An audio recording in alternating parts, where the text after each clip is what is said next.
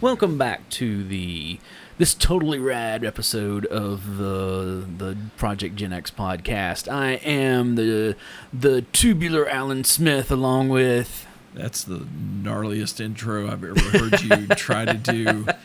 I am Big Dave. And on this episode, we are going to be doing our...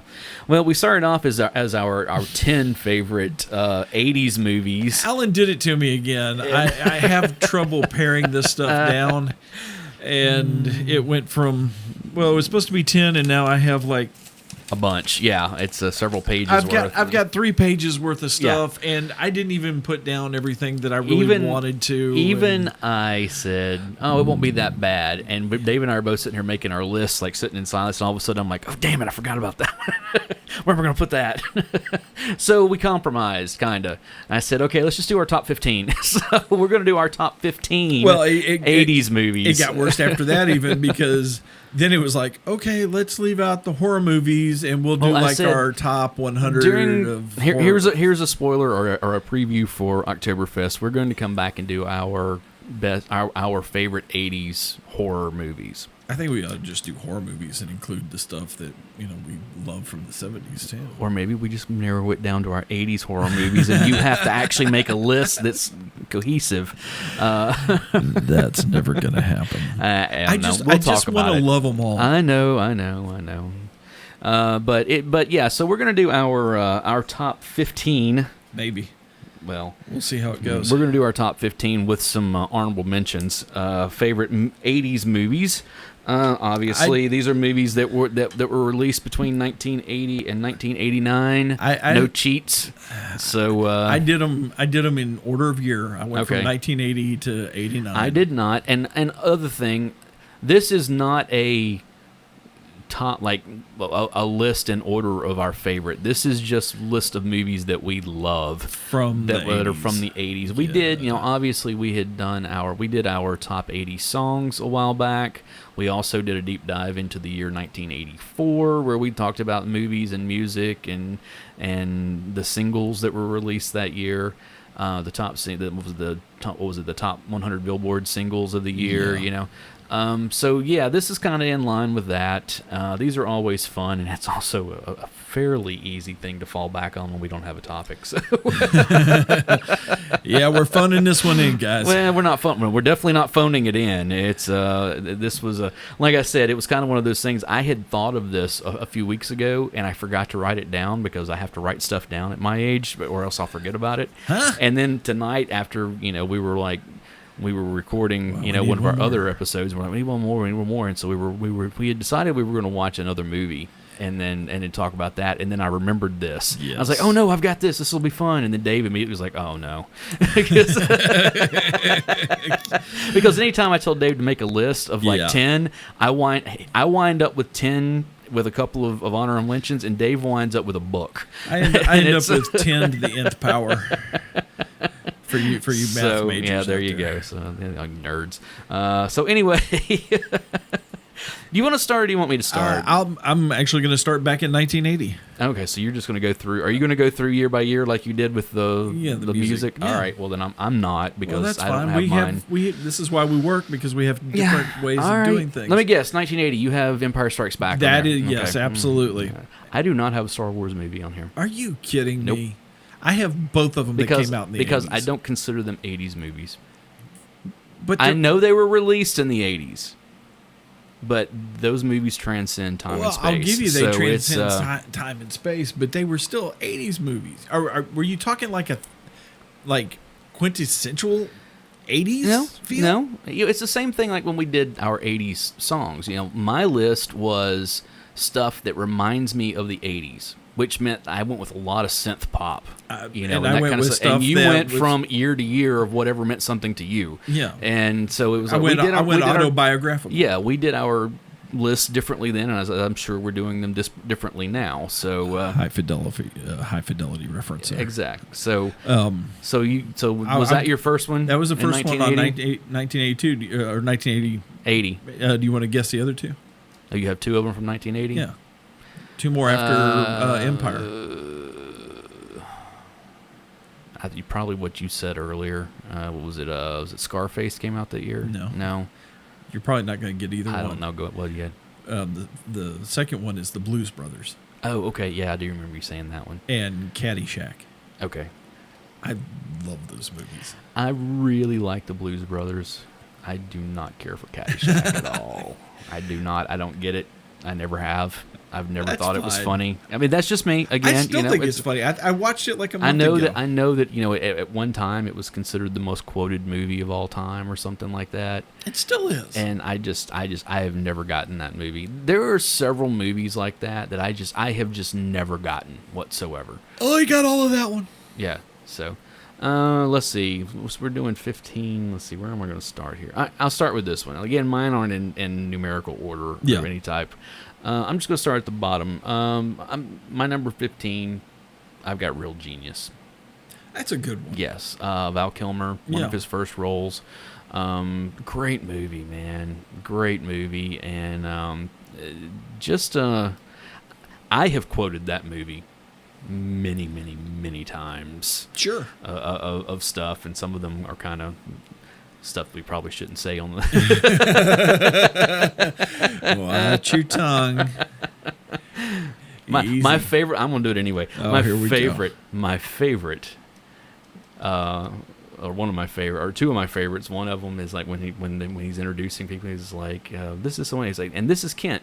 This is what happens whenever you're sexually repressed." He says, "I am not." He goes, "What about that time I found you naked with a bowl of Jello?" He's like, "I was hot and I was hungry." No. And then whenever he's hitting on that one woman, later.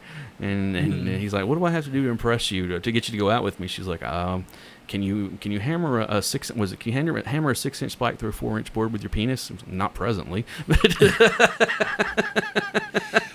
Well, since we're being inappropriate, hey, you got some Caddyshack or Blues Brothers stuff you want to go with? No, there? I'm going to go into my next movie from 1981, and it's a Mel Brooks film. Mel Brooks, is it History of the World Part 1? Yes, it is. That's a great movie. No one ever expects the Spanish Inquisition. That's exactly right. The Inquisition. I bet that you wish we would go away. Mel Brooks wouldn't be able to make a single film today. None of his movies. And they're some of the greatest out there. Because he offends everybody. Everyone. Nobody is left off the list, and everybody is in on the joke. Yep. And just Raiders. Because of his... I have Raiders of the Lost Ark on mine also. Because I couldn't... I mean, that was just... I could not put Raiders of the Lost Ark on there. I mean, that movie is just so good and still holds up. Oh, yeah. Still holds up. I'll tell you one thing that I hate that they've done to that movie in recent years. Uh-oh. If you go in to buy a copy of Raiders of the Lost Ark, like on Blu-ray, it's not going to be listed under Raiders of the Lost Ark. It's going to be Indiana Jones and the Raiders of the Lost Ark. And I'm like, no, that movie is titled Raiders of the Lost Ark. Yeah. Yes, the subsequent movies that came out after that were all Indiana Jones and Temple of Doom, and Indiana the Last Jones, Crusade, the Crystal Skull, whatever. I'll be nice because I have a few expletives to go with that. He's got one more movie in him, and he better make up for the Crystal Skull. Is all I'm gonna say. Right, but it's one of those things that first movie is called Raiders of the Lost Ark. Yep. Definitive. I don't care what Lucas is trying to rewrite history to be. But yes, that movie is so good. So good. So that got my next movie. So what's your... So we agree on Raiders. We agree on Raiders. Yeah, Raiders I was like, yeah, no joke, Raiders of the Lost Ark's on this one. So okay, I gotta pick one out of 1982. One out of 1982. I have one in 1982, so I'll just do that along with you. I'm going with Tron. Really? Yes, I love Tron. I even like the second Tron. I own both of them, and I watch them back to back. Tron is one of those movies that I want to love. But you can't. Want to love that movie, and I can't because it has pacing issues. Yes, it does. More than anything else, that's what it is. It's not that it's a bad movie. It's just that there is a really long, boring sequence in the middle of it where they're on that wind sail. Yes. That just goes on so you're talking forever. about the second one. No, I'm talking about the first one. The first one. There's a long sequence like that also. It's in Yeah, both of them. yeah, That's what you're killed right. me. I was like, really? You put this in the second one also? Yeah, Because you're right. You're right. And when Tron Legacy was in the build up to it, I was so love that excited movie. for that movie. And then it turned out, I was like, oh yeah. And here's a funny thing. My ex-wife and I still we love that the movie. night before we had gotten sneak passes to go see Tron Legacy, and I was excited. I'd been looking forward to that movie for a year. Yeah. I mean, I had just been, I can't wait. Especially the first time they put some of the teaser material out, Yes. showing the light cycles and stuff. I was like, I cannot wait for this. This is going to be so awesome. So the night before we were going to go see it, I had a copy of Tron on DVD, and so I was like, we're going to watch this. And we got about halfway into it, and I was like, I forgot how boring this movie is. Oh, no. And then we go to the movies, and it was in 3D because that was the big thing at the time. Yeah. And I was like, okay, now that makes sense for this, blah, blah, blah. And we got about halfway into this movie, and I remember like looking over to her. I was like, this is just as boring as the first one. I'm sorry. It's got some exciting sequences in Say it. what Don't you get me want. wrong. I love the Now, storyline in both of them. I will tell you what I love about Tron Legacy, though. And I will fight anybody. That soundtrack is amazing. Yeah, it is. Oh my god, It's that's all stuff. Daft Punk. I know, and I'm not a huge Daft Punk fan. And Daft Punk's but in the movie. I know, but I love that soundtrack. Yeah. I love that soundtrack. I love what Tron represents. Yes. That early '80s arcade culture. Yes. I love that. I love when they're in Flynn's. I love that scene. My more than favorite anything. scene is when he unlocks the door and walks into the building. Yes. And he walks over to the breaker turns panel them on. and I know, turns it on, I and know. everything lights up, I and it's know. immediately Journey. It's immediately Journey at 11, and you hear all the arcade machines come on. beeps I and know. bloops, and I know. And like I said, that is one of those things that I could almost smell the place. Flynn, that scene in Flynn's arcade, Yeah. When he's playing and everybody's gathered around that stuff, that was, for those of you who were not around or don't, or maybe just didn't go that much, that's what an arcade was like Yeah. in the early 80s. No ifs, ands, buts about Yeah. it. And I love that movie because of that. I Yeah. do. I can almost hear my feet sticking to the carpet. Yeah. I can smell the popcorn I'll say this about Tron. and the 3-day-old hot dogs. Tron has one of the strangest endings to a movie. Yeah. Where you get the big resolution and everything, and then there's one more scene that's like, it kind of feels like it's tacked on, of Flynn like taking over the corporation, flying in on his helicopter and getting out and walking inside, and I'm like, that didn't need to be there at all. Well, what it was is they were planning on doing a second movie. I know, and then it took 30 years got almost. delayed. I know.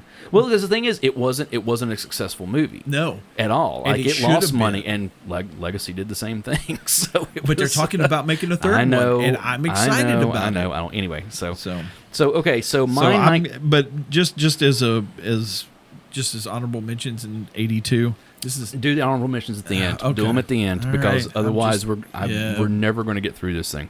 fine. Okay, my 1982 movie. Fine. This is actually the oldest movie that I have on here. All right. From the 80s. It's Poltergeist. I have that one also. Yes, because say what you will about Steven Spielberg now, or maybe for the last 25 years or so, okay? And he's done some good stuff. I mean, like, let's be honest, it's one of those things that he went from, you go into the early stuff, and you have like the first movies of his that I really love is Close Encounters of the Third Kind. Oh, Yeah. such a great And again, that came out in the 70s, Yeah. and so, but it's one of those things that Lucas, or no, it's not Lucas, Spielberg. that Spielberg They does. might as well be brothers. One of the things that Steven Spielberg does so well, or at least he did do so well at one point. was capturing what it feels like to be a kid. Yeah, Okay? I agree with that. Poltergeist is one of those. E.T. is another one. I did not put E.T. on my list because I really don't have a whole lot of love for that movie as time has gone on. Okay, I love that movie, and it's kind of in there. yeah, but Poltergeist, there's certain things about he did a wonderful job of capturing suburbia, Yeah. like before all the weird stuff happens. Yeah. It's one of those things where he's a wonderful job of capturing suburbia and what it's like to be a kid in that environment. Absolutely. And I saw this movie numerous amount of times. probably before I should have, I mean, because it's a pretty intense movie. It is. Really is. And there was stuff that I didn't get. Like, at the time, I had no idea that the parents were smoking up, that they're smoking pot, because I had no idea, no reference to that whatsoever, and that's one of those things that, like, there are several things that happen in that movie that are pointing to the older daughter, like, that she's pregnant. When you see them when they're getting ready for school in the morning. I guess I might have to watch this again. When they're getting ready for school in the morning. Yeah. She's got a huge hickey on her neck, for one thing. That I remember, yeah. But she's sitting there, if you watch what she's eating, she's eating like pickles and ice cream. And it's one of those things, and I think if I recall correctly, she said something about feeling a little nauseous that morning or something like that. And then of course there's the line later whenever they're talking about where they're going to be staying when they're leaving the house. That hotel off of blah blah blah. She's like, oh yeah, I know that one. Oh, never mind, type thing. It's one of those things where like they're really insinuating not only that she's sexually active, but that she's probably pregnant. There's a lot of stuff like that throughout the movie that Spielberg used to do that stuff in his movies where it's like, oh yeah. But here's the other thing about that movie that I absolutely love is they do such a good job with the horror of it. Yeah, it's little things. Yes, there's the scary clown scene, that kind of stuff, but I think one of the most terrifying things that's in that is that first scene you get where there's the and it's right after the whole they're smoking pot, and like the kid's like, he's scared because there's a thunderstorm coming. He's like, count it, and he's laying there, and the lightning, and he's counting for the thunder, but he's watching that tree. You're back to Poltergeist now. That's what I'm talking about. It's okay. Poltergeist, yeah, and he's watching that tree, and eventually the tree does come alive. Yeah. But those scenes of him watching the tree and the lightning, and I remember being a kid and watching stuff outside the window that you could only see just a little bit in the light when a car came by or whatever type stuff, and your mind starts imagining so much more than what's there. I remember this as a kid. The house that we lived in Kentucky had curtains in the room, but it also had like some shears or something underneath. Right. And the way they were pulled across each other, it looked like a witch's hat. Yeah. When the light from outside would come through, and that used to freak me out as a kid. I know. So anyways, so Poltergeist. That's my second one. And on my list. You gotta love a cursed horror movie.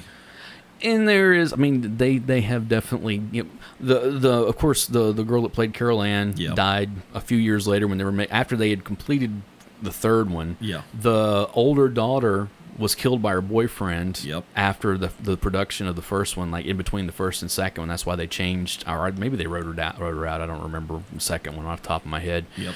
And there were several other things that's happening, crew members dying and stuff like that. So there is that whole, what's your next movie? Well, I guess you're into 1983. I'm into 83. Of course, I've got Jedi on there because you've got to put Jedi in there. If you say so. But the other one I put in there is War Games. War Games is in my honorable mention. I originally had War Games on this. I know another one I forgot to put on my honorable mention. Yeah, that reminds me. See, you're as bad as I am. And I'll tell you that because that reminded me of one. I had War Games in my original list.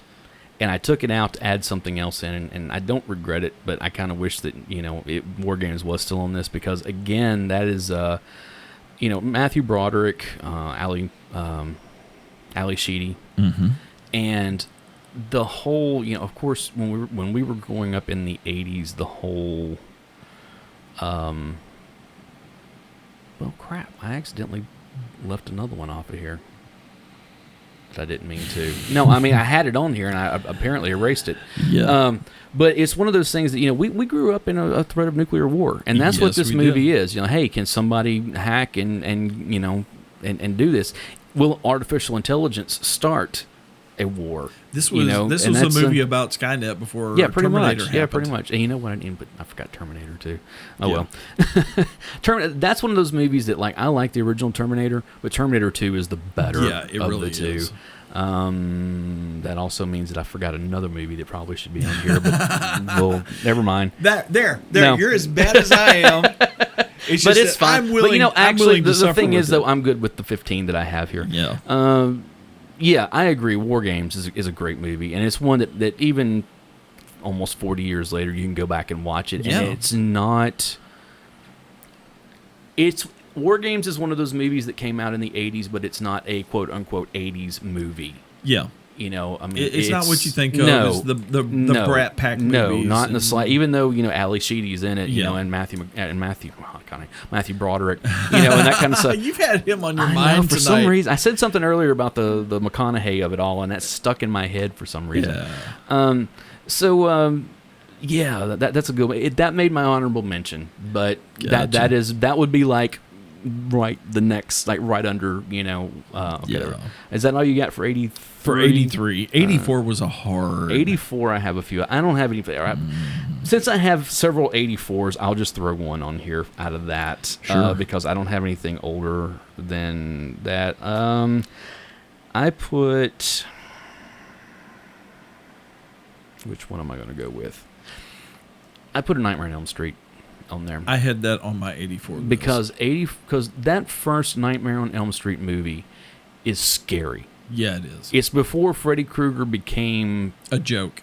Well, it wasn't that he became a joke. It's before he became the hero, the anti-hero. Yeah. Where it was like everything was him, and he was doing all these one-liners, and Yeah. he became the real focus. This was a straight-up horror movie, Yes, and it he was. is terrifying in certain scenes. You know, I mean, and the way that it's shot and everything is just great. So. Wes Craven. Wes Craven, he was the master of horror. I'm Yeah. sorry. So yeah, I pulled that one out of 84. That was on my 84 list. Okay. I've got a bunch on my 84 list. Of course you do. But the one I think I'm going to put out there is one of my favorites out of 84 Okay. is The Last Starfighter. That is on my honorable mention. Matter of fact, I just picked up a Blu-ray copy of that not long ago. Can we watch it at some point? Sure. I haven't been able to find a copy of that. I love that movie. That movie. First off, how was there never a sequel to this movie? Oh, no joke. I mean, seriously. Really?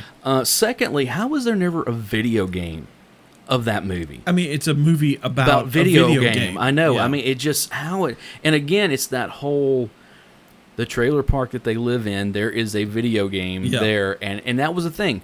You would go in places, just these little out of the way. You'd go in some little backwoods, whatever, and there would be 2 arcade machines in there. Or it'd be an arcade machine and a claw machine. Yeah, I mean, something like that. Yeah. Usually it was arcade machines back then, you know, and usually it was Pac-Man and something else. It was Pac-Man and Asteroids usually. Yeah, but Pac-Man was definitely a thing. But and that was what was really cool. You know, every time that we would go somewhere, I knew that I was going to find an arcade machine somewhere, or there was going to be a small arcade somewhere. Yes, you know, a lot of times, absolutely. like we would go camping a lot of times. You know, not really like out camping, but go to like camp. You know, where there's actual campsites. You know, and like one of the state parks. Yeah, or something. And they would usually have like where they had the there was usually a bathhouse, or there was or where you get laundry, do laundry or whatever, or you could go to the lodge. Yeah, or lodge, and there would usually be a room that had game room. Several, and it'd have a pool table, it'd have a ping pong table, and it'd have 3 or 4 arcade machines. Games. I know, and it just. So yeah, Last Starfighter, great. That is a great movie. That it really is. And like I said, I know they've been talking about doing a sequel, which I'm not a huge fan of doing sequels 25, 30, 40 years beyond. But they've also talked about maybe doing a series, like a television series, like Amazon Prime or something like that. Oh, that would be. And cool. I'm like, okay, that's fine if you want to like pick it up with someone else, you know, like later down the line, maybe like or something. that guy's kids or something. Yeah, you know, or whatever of down the line. This is where we go to. So anyway, yeah, Last Starfighter. That's a good one. That's Love a good that one. That was in what, 84? 84.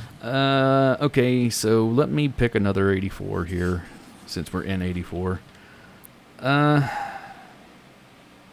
go with Gremlins. Oh, that's a good one. That's on my list also. Gremlins is a great movie. Great Christmas movie. Yeah. Great horror Christmas movie, yeah. Yeah, that movie, I mean, it just... Another one of those, like...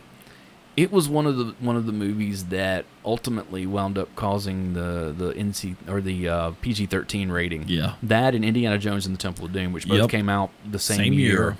And Ghostbusters came out that year also. Yes, it did. That's on my list. It's also on my list as well. We go ahead and say Ghostbusters, Gremlins, and Ghostbusters. I mean, they came. The funny thing is, we talked about this. They were released the same weekend. Yes. If you can imagine that would never happen today. No. Never happen today. But those were released the same weekend in 1984 in June. And it's just one of those things where you're like, you've got to be kidding me. But both good movies, just, yeah. Heck of a double feature. It really is, Do we really have anything to say about Ghostbusters that hadn't already been said? Or that we haven't already said? We haven't said, I know. So yeah. it's a Gremlins, I know we didn't talk about quite as much. That movie it's dark. I mean, and I know everybody kind of goes back to the whole the story that Phoebe Cates tells about about her dad, but beyond that, I mean, it is a dark movie. I know it's a comedy. I know it is a dark comedy on top of it all, and it's a good movie. And again, it still holds up. The special effects especially hold up in that because it's all practical. It's all practical effects. Yes, it is. So okay, what do you got? I guess 85 is what we're getting into. Well, there's only one movie to pick in 85, which is The Breakfast Club. You're wrong. There are a couple others, but I have Breakfast Club is actually in my honorable mentions. What? I originally had it on there, but I preempted it for something else. I mean, I've got some and other stuff. And it's a great movie. It is a great movie. I have it there. Again, I have it on Blu-ray. I mean, Back to the Future is on that list. Yeah, I didn't even put that on mine. Goonies is on that list. Goonies is on mine. Weird Science is on that list. I'm not a big fan of that one so much. No, well, hold on, because you're getting into my actual, Real Genius came out in 85 also, which I've already talked about. Yes, absolutely. The Goonies, which we all know. Yeah, see, I'm so sick of that. Okay. I love the Goonies. That whole, I could do without the sloth of it all, to be honest. I mean, it's like if they took that character out, I think I would be fine, with the movie just as well, maybe even better. The other 1985 movie that I have that I really want to talk about, though. Okay. Clue. Oh, I've got that on my list. Yes, also. That's a 1985 movie. Life would be a dream. I know. Shaboom, shaboom. Okay, Madeline Kahn. Yes.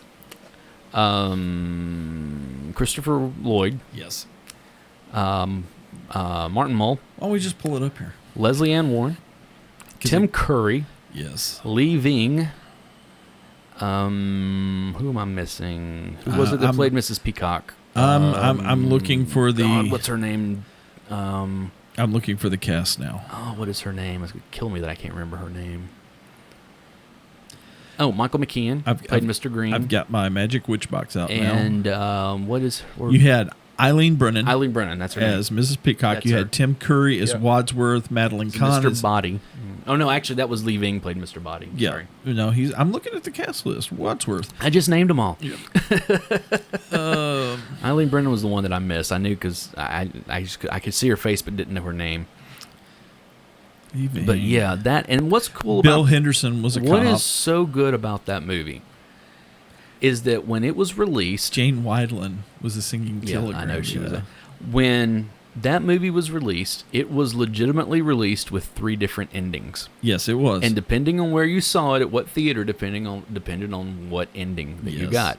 So anyone who has seen it in the meantime, whether it was on VHS or DVD or on HBO or whatever it was, and you get to the end of the movie and it says, that's what could have happened, but what about this? Yeah. Well, where they pick up there, if you went to a certain theater, that was the ending you got. And then after they get finished with that, it says, but here's what really happened. Yep. And that third ending, which kind of sews up all of it, a little better than the other two, in my opinion, is, again, if you went to the right theater, that's the ending that you got. So that's pretty genius, I think. Absolutely. And there's been talk about a remake, and I'm like, no, that movie is perfect the way that it is. Yes. So, yeah, that Clue is one of those that I can, it's still, 35 years later, I can go back and watch that movie, and it still holds up. Absolutely. So, all right, what do you got? 86. Okay. I'm going with Labyrinth Okay. with David Bowie. I have 3 86 movies. Well, I've And got more yes. than that, but Well, I I'm know. picking Labyrinth as my favorite from But 86. these are obviously I'm not going by year, so these Yeah. are okay. Labyrinth is a good movie. Yes. Actually, it's a really good movie. Again, did not do well at the box office. No, it's a cult. At all. It's a cult classic. I went to the theater and saw that movie. So did I. I remember seeing a trailer for it and saying, I have to see that. Yeah. Jim Henson Studios, did all the Muppets. It's all Muppets, it's all practical effects. Yep. Like kind of stuff. Jennifer Connelly before she really blew up. David Bowie. I mean, come It's the on, Goblin King. David. I mean, Let me tell you, this year, if he showed up and invited me to take me, Yeah. I would just go. It's one of those things with Bowie, and it goes back. I've said this many times that when David Bowie died, it really affected me Yeah. because Bowie had always been around in my life, whether it was the music or it was Labyrinth, Yeah. or something like that, where he would, he was always, it was just ever present, and it was Yeah. kind of one of those things of. No, Bowie's always here. He's, he's your weird uncle that shows up from time to time that the other family's kind of like, we don't know about him, Yeah. But all the kids are like, no, that dude's cool. Yeah. That's Yeah. I want to be that uncle. Yeah, exactly. But it's one of those things where it's like, okay, and so especially, there are a lot of people. I have heard many people say on wherever they are on the sexual spectrum, that David Bowie and Labyrinth was the beginning of their sexual awakening. I've heard many women say that. I've heard many men say that as well. I'm just going to have to take your word for it there. But I remember watching it and thinking, that dude's cool.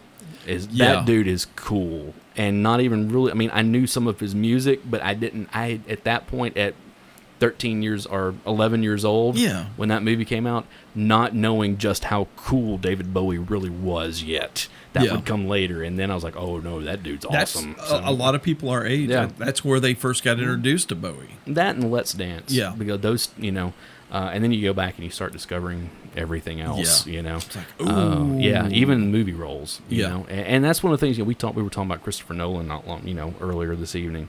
And that is I have many times said that I personally, even after seeing Tenet, that I don't care for Nolan's movies outside of the Batman stuff and The Prestige, which, David Bowie plays Nikola Tesla in that movie, and he's wonderful in it. It's a very small role, Yeah. but every time that he's on camera, it's like, oh yeah, this movie just got a whole lot better. So, Yeah.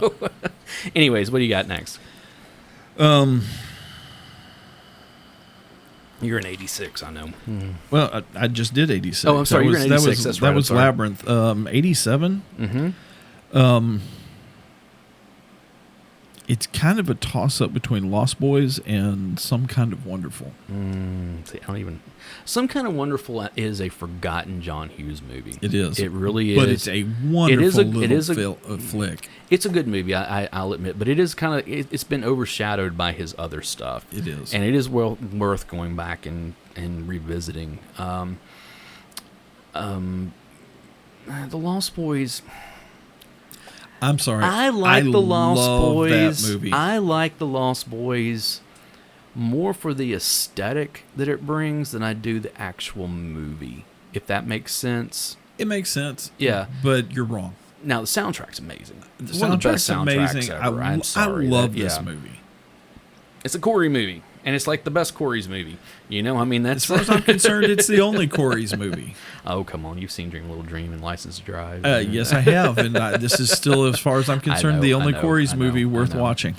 But yeah, no, I do. Don't get me wrong. I do like The Lost Boys. I don't like any of the sequels. No, the sequels are awful. They're terrible. Don't watch any of them. Just But watch the original and be done with it. The Lost Boys, and of course, it was a Joel Schumacher movie Yes. whom we lost earlier this year. Yeah. And the big, probably honestly, the biggest problem I have with the movie, honestly, the biggest problem I have with it is the special effects. Some of them don't hold up very well over time. The ending when they're flying through the air, I mean, it's pretty rough. Yeah, I mean all the practical effects hold up fine. But that early like green screen CGI just does not hold No, whatsoever. not really. But the movie, like I said, it did bring a new aesthetic, especially to the vampire lore. And so I do like the movie. It's just not one of my top. Yeah. Okay. You said we were in what, 87? 87. Oh, he's making a really face. Because I have two 87 movies. Just go for both of them. What are they? The Monster Squad. That's a good one. Love that movie. Love that movie. I always have. One of those. The Monster Squad is one of those movies that came out in the 80s that was marketed to kids that is not a kid's movie. The Goonies was kind of like that too. Yeah. Where it's like, yes, there are kids in this. Yes, it's got a kid's adventure. There's a lot of stuff in this movie that is not geared to kids. If you think about it, they kind of did that with Gremlins. Oh, they did that with a lot of movies. Because they, in the previews, it was all Gizmo. One of my honorable mentions, which came out around this time, was another one of those movies, which is Adventures in Babysitting. Yes. Which is this is a kid's movie. Oh, no, it is not a kid's movie. There is a lot of stuff in that is not geared to kids. Goonies was kind of like that. Yeah. One of my other honorable mentions, My Science Project. That's is kind of another one of those. That's where I started wanting a GTO. Yeah, so it's one of those that the Monster Squad hits that. Yeah. Okay, let me go ahead and do my other, because the thing is, I'm running out of stuff. Or actually, no, you're running out of years, and I still have stuff on here. That's fine. My other 87 is Summer School. Yes. Yeah, I had forgotten about that movie. I love that movie. Yeah. I have always loved that movie. Mark Harmon, before he was ever... Yep. Gibbs. Oh, I say Riggs. That's a different movie. My wife would kill you. I know. Before he was ever in that kind of stuff. Kirstie Alley. But more importantly, Chainsaw and Dave. Yep. You know what my favorite... Courtney Thorne Smith was in this movie. Yeah. That was before she was anything. You know what my favorite character in that whole movie is? It's the guy who asked to go to the bathroom. And he comes back and he scores the highest score on he asks to go to the bathroom. He hands him the bathroom key. Yeah, he leaves and he comes back. That's attached to a toilet seat. Right. And you don't see this guy until they take the test. For the rest of the movie, until they take the test, and he's the highest scorer. I know. He comes back, he's like, where you been? Bathroom. Yep. Yeah, that movie is really good. Chainsaw and Dave, these two characters, they're like really into horror movies. They're really into the Texas Chainsaw Massacre, is what it is. That's what it is. And they want to be like special effects artists and stuff, and they're like, they're asked to write a paper. That's like what 1,000 words or whatever, or it's 100, it's like 200 words or something like that. Yeah. So they write a paper about Rick Baker, and of course they're like drawing it out as long as they can, and they keep saying, special effects artist and creature creator Rick Baker, blah blah, and they say that like 4 or 5 times, and they get down, and that's why we love special effects artist and creature creator Rick Baker very, very, very, very, very, very, very, very, very, very, very, very, very, very, very, very much. 200 words right on the nose. Yes. Anyway, it's that type of stuff, and they're just characters, And of course, check it out. Summer School, great movie. Yeah. Still, some of the humor might not hold up quite as well as No, not nearly as bad as some other stuff. It was definitely an 80s. Definitely an 80s. Yeah. Like they made some jokes that probably wouldn't fly in 2020, wouldn't fly in 2020. Yeah. But it's a fun movie. So, okay, what do you got next? You're in what, 88? 88. 3 words. Beetlejuice. Beetlejuice. I've got it on mine also. Yeah, Beetlejuice. Yeah, definitely. I'm going to say it. Best movie that Tim Burton's ever done. I'll agree. Okay? I'll agree. I like a couple other Tim Burton movies, and I say a couple because really and truly, it's a couple. And that's it. I have always said that Tim Burton is more style over substance. And I know. My favorite 2 Tim Burtons are this and Nightmare Before Christmas. See, well, here's the thing. Tim Burton only produced Nightmare Before Christmas. It still get that Tim Burton feel to it. I love the soundtrack for Nightmare Before Christmas. I don't really care for the movie a whole lot. Love the movie. I love this. I love Beetlejuice. I love Ed Wood. Yeah, that one's which fun. I finally got a copy of that, and I love Big Fish. Oh, I love Big Fish. But Big Fish is a completely different movie. Yes, that it is all is. about fathers and sons, and it is one of those movies that I will roll out every 5 or 6 years. Yes. Okay, it's going to be another 5 or 6 years before I can watch this again. I love that movie. But it is. It's a great movie. I'll be honest. The rest of his stuff I can do without. So fine, be just that way. But Beetlejuice is a masterpiece. Yeah, it is a masterpiece. So all right. So that was what 88. Do I have any more 88s? Hold on. I do. Okay. They Live. Oh yeah. I am here to chew bubblegum and kick ass, and I am all out of bubblegum. The year that Roddy Piper died, which was like 5 years. 5 years now since or whatever it was. Maybe it's longer than that. I think it was 5 years. I think it was 5 years ago. Roddy Piper was Roddy one Piper of my guys. It was my guy in wrestling. The year that he died, I named my fantasy football team All Out of Bubblegum. Nice. That was my little icon was a picture of him in with the sunglasses and the shotgun. Yeah. Absolutely. Because that was it's like no Piper was my guy in wrestling. Absolutely. But yes, They Live, and depending on. Well, actually, it doesn't even depend on which side of the aisle you're on these days. I think a lot of people can kind of go to those They Live memes of the Obey and all the spend more money and all that kind of stuff. And there's somebody making Obey T-shirts. I know, and all that stuff where it's just like, wow, when did 2020 become so? When did all these movies that we grew up on become so like what's the word I'm looking for? They saw into the future to what we were going to be living in one day. Prophetic. That's it. Prophetic.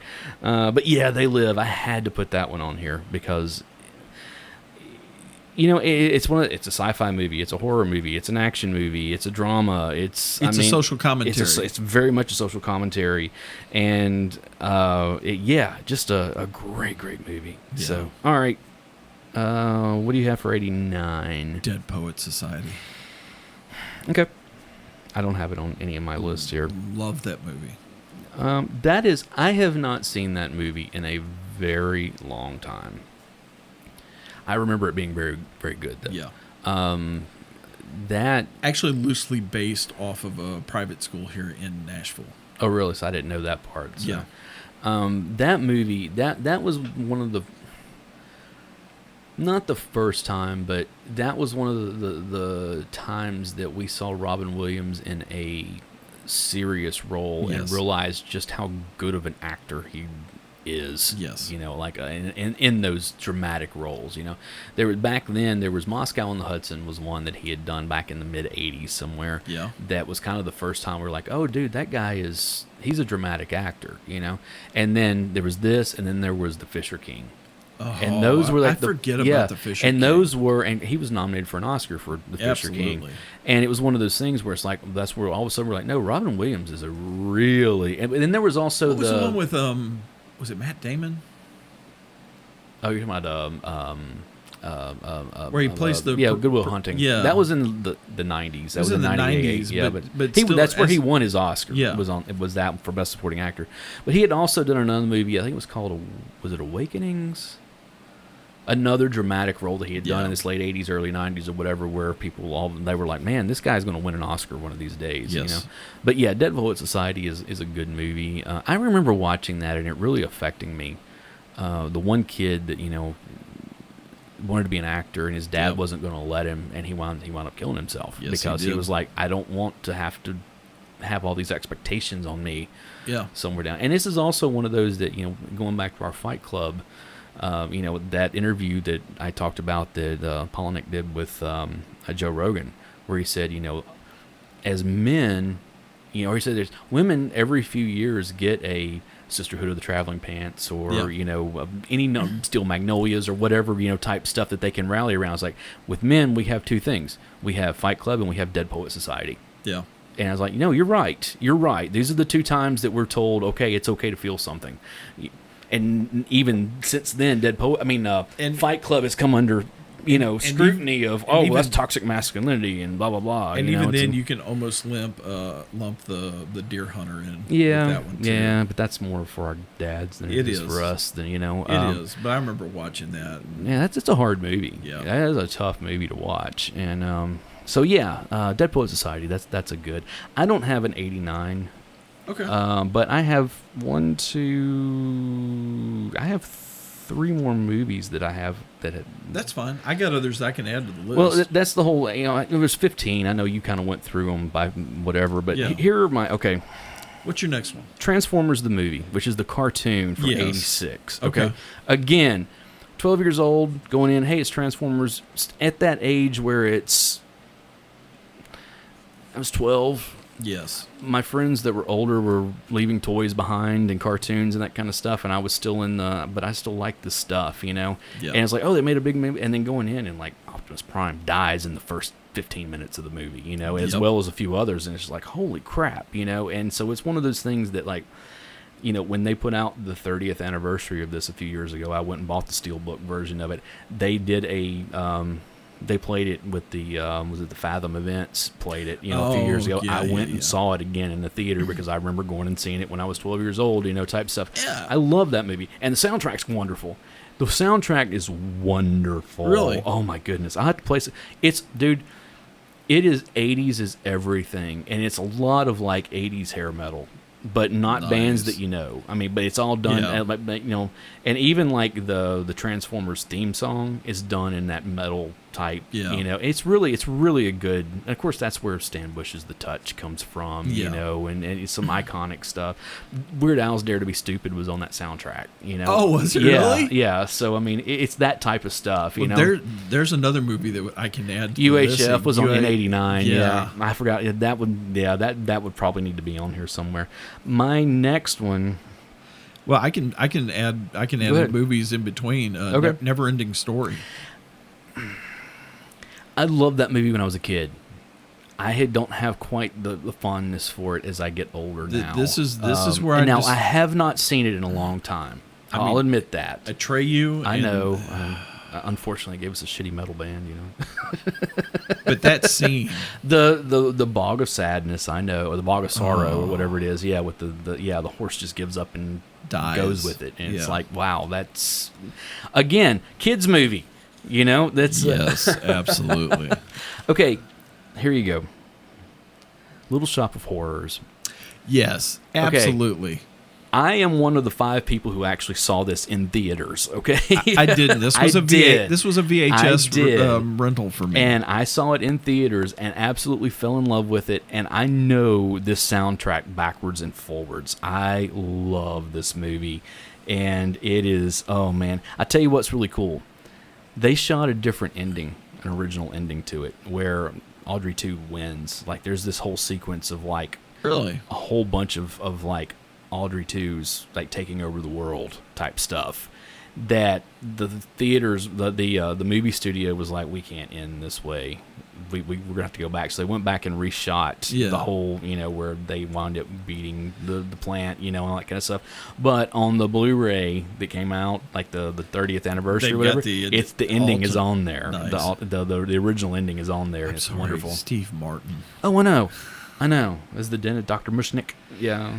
You'll be a dentist. I know. It's masochistic. So, I know. A sadist. He's a sadist. Yeah. Yes. Because that's one of the big plot points of that movie. One of the first movies to give me a nightmare after I watched it. Yep. 84, Dreamscape. Yeah. I don't like that movie as much as most everybody else really? does. Now I have not seen it in a long time. I may need to go back and rewatch it at some point. I remember this movie vividly from my childhood, and it was definitely a VHS. I conned my mother. I did not see it in me. theaters. It was because it was again the same thing with like, and this one is on my honorable mention. And I actually did get the Blu-ray of this recently and rewatched it, and it still holds up for the most part. And that's Red Dawn. Oh yes, those absolutely. 2. Red Dawn came out was the first the first PG-13 movie, and the next week Dreamscape came out and was the second PG-13 movie released. Red Dawn holds up really well and is really scary sometimes to watch, even now. Yeah, and honestly, a lot of people. And I'm not talking about that crappy remake. Okay, I'm talking about the original. We need to have a talk about this because a lot of people like you hate on the remake. I don't hate on the remake as much as everybody else does. Okay. I enjoy the movie. Okay. I prefer the original, but if the remake is on, I'll sit down and I'll watch it. My last on my official top 15. Sure. Stand By Me. Absolutely. That's on my list. Love that movie. Hey, you want to see a dead body? I know, man. It again, Stephen King movie. Yes. It was based on the Body was the name of it. It was in different seasons. It was a short story collection. It's in different seasons. Yeah. That book had The Body. Yep. It had it's not called it's called The Shawshank Redemption, but it's something in The Shawshank Redemption. It's what's her name? Marlene Dietrich. Is it Marlene Dietrich in the or something? It's one of those old. It's one of those classic Hollywood actresses. I can't remember off the top of my head. And then it also because it was the movie poster he was hanging on the wall to cover up the hole that he escaped out of. And I can't remember who it is on the. And then what was the other one? There was another that they made a movie out of that came out of that. Because the fourth one, where is it? The fourth story in there has never been. I don't think it's ever had like a studio made movie, but it is one of the Dollar Babies. It's been made several times that way. Hold on, let me pull it up here because I'm going to kick myself when I say, oh, it was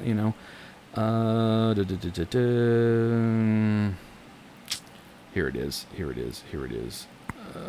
What was the story?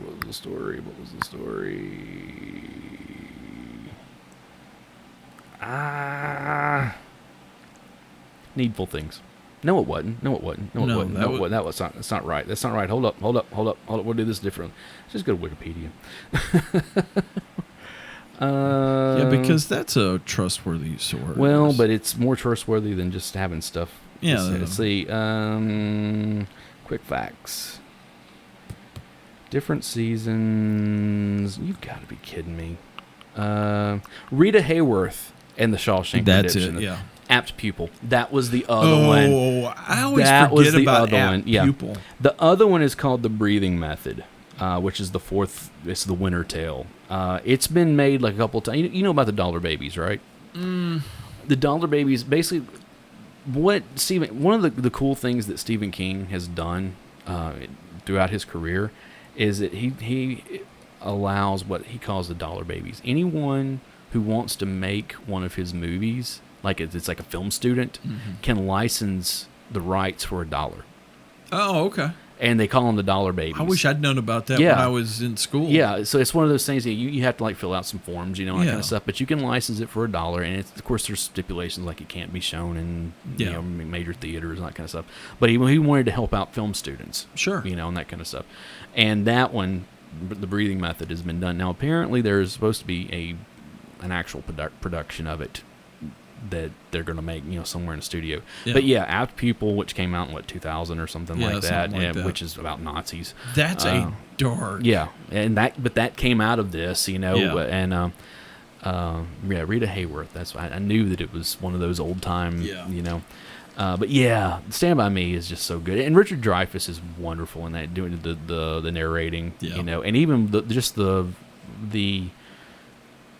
the scenes that he's in the beginning and the end, as being a writer, writing the story about when he was a kid, and this trip that him and his best friends went on, and everything is really great. So I love that movie. So anyways, that's all. Hold on, let me make sure before I tell you that.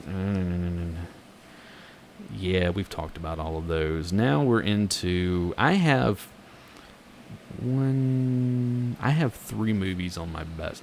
Well, actually, I have 2 movies that's left because I mentioned Red Dawn. It's on my honorable mentions. Okay. Cloak and Dagger. Do you remember that movie? Yeah, absolutely. Okay. This is a movie that I want to get this and rewatch it again. I remember seeing it again. I did not see it in theaters. I saw it in once it hit home video. Yep. It's got Henry Thomas from E.T. Yeah. It has Dabney Coleman plays his dad. Oh, I'd forgotten. Yeah, that. and I can't remember who else is, but it's another one of those. It's kind of in that same vein with War Games. Yeah.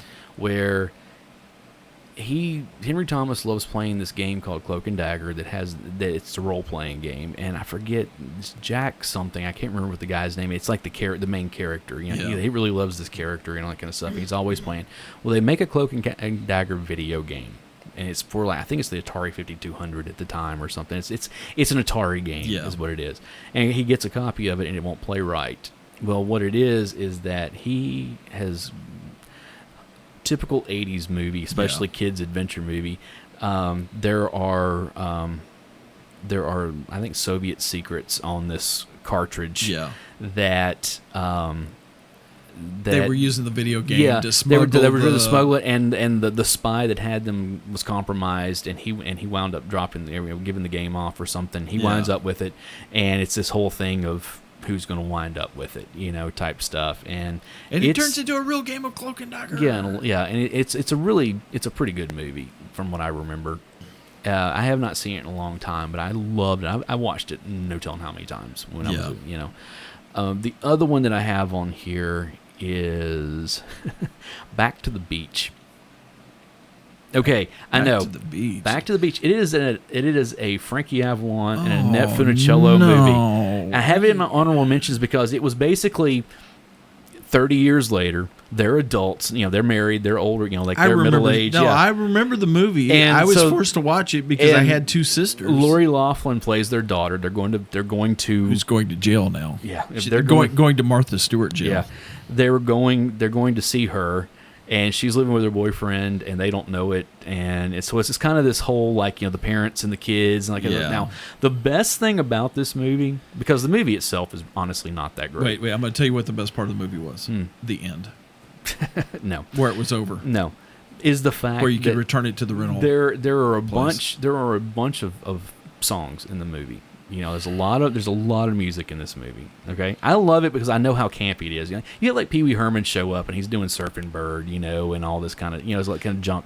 What's really cool? This movie wasn't campy. This movie is campy. This as was everything. Highly refined. This again is one of those movies I have seen umpteen times. I had recorded it off of HBO or something, and I have watched it over and over and over. I'm starting to understand what's wrong with you. Well, what's kind of cool is that Dick Dale is in it playing himself. Yeah.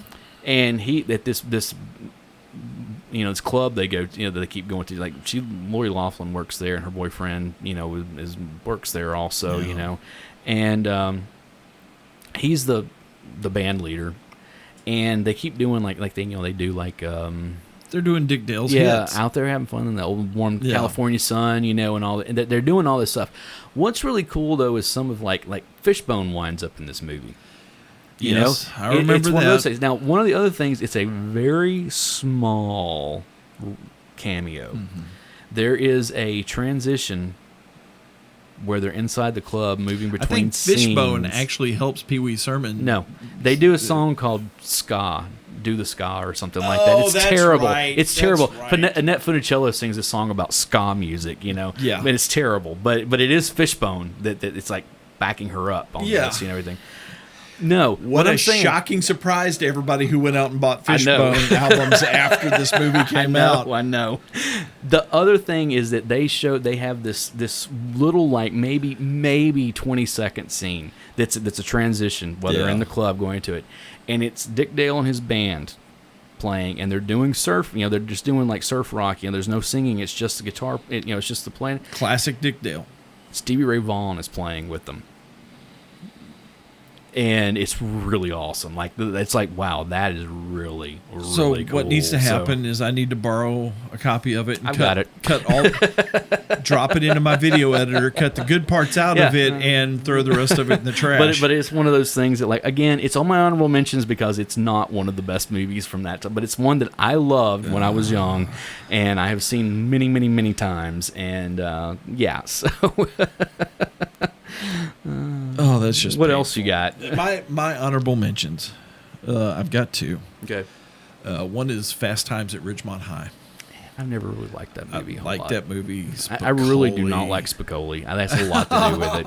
Has a lot to do with it. Oh, I know one I forgot to put on here. And my second honorable mention is Creepshow.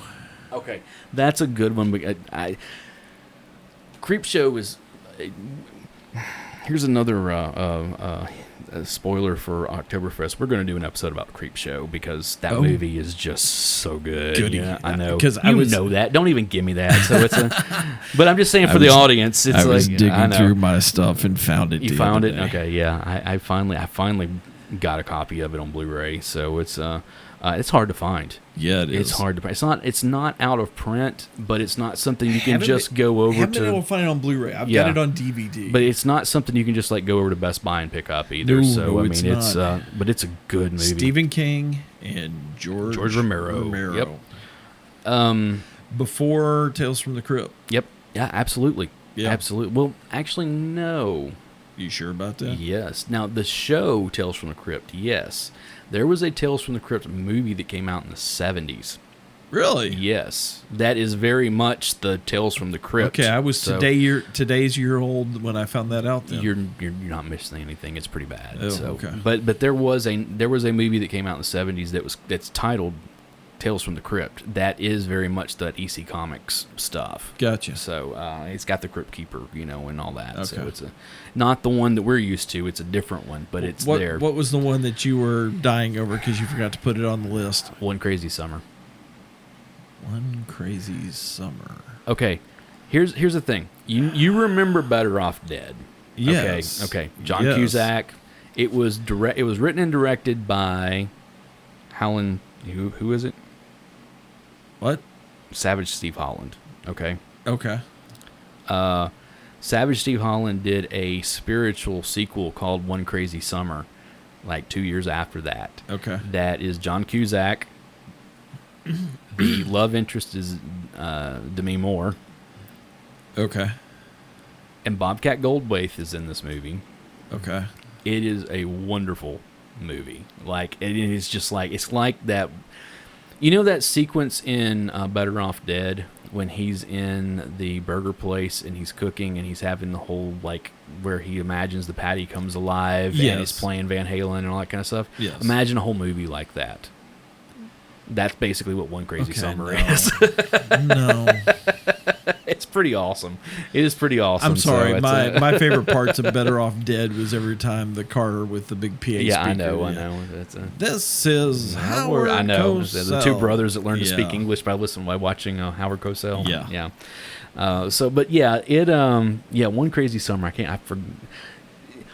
If you'd given me if we had 2 hours to sit here and put these together, I still would not have been able to put together just that. I know you would. If I had given you 2 hours, you'd have wound up with a literal book of movies. I mean, let's see here. What year is this? Now, again, I went with movies that I watched a lot and loved. There's a list of movies that I could have done that with, and I didn't. I have it. You start looking at like, okay, The Monster Squad. Yeah. Little Shop of Horrors. Clue. Yeah, we didn't even mention Pretty in Pink. My Science Project, Cloak and Dagger. Yeah. One Crazy Summer. These are all movies that most people are not. Iron Eagle.